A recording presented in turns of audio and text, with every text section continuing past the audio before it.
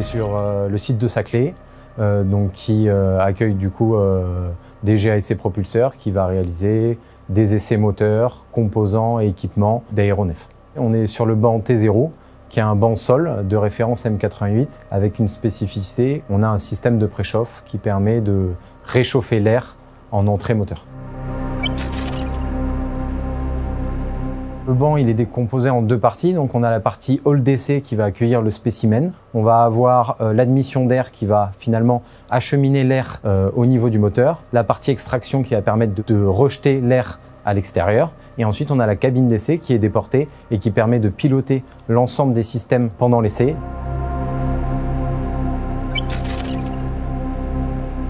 À la sortie du moteur, on a souvent des températures sur turboréacteurs militaires de l'ordre de 2000 Kelvin. Donc c'est des températures très très chaudes. Il faut qu'on soit en capacité de maîtriser pour l'éjecter à l'extérieur. D'où l'intérêt finalement d'avoir cet extracteur de jet qui va réduire cette température drastiquement et qui va permettre au flux d'être acheminé jusqu'à l'extérieur et permettre aussi aux matériaux qui sont présents dans notre collecteur d'échappement de résister à ces niveaux de température.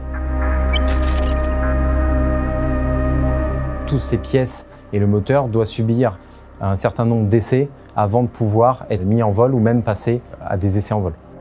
On fait souvent des essais d'endurance. On sera en capacité de déterminer si la pièce en question a tenu dans le temps et quels sont les défauts qui sont apparus pendant la durée de la campagne. Sur un moteur, donc le M88, on va avoir 700 à 800 mesures par spécimen. Donc le spécimen, c'est le moteur qui est dans le hall d'essai.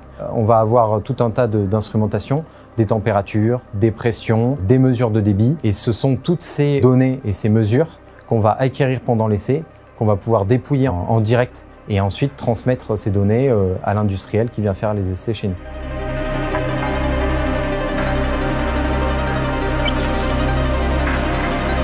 Le banc T0, donc, il accueille actuellement des essais M88, donc le moteur du Rafale, pour faire du suivi en service, mais également du développement technologique qui seront utilisés sur un futur moteur militaire.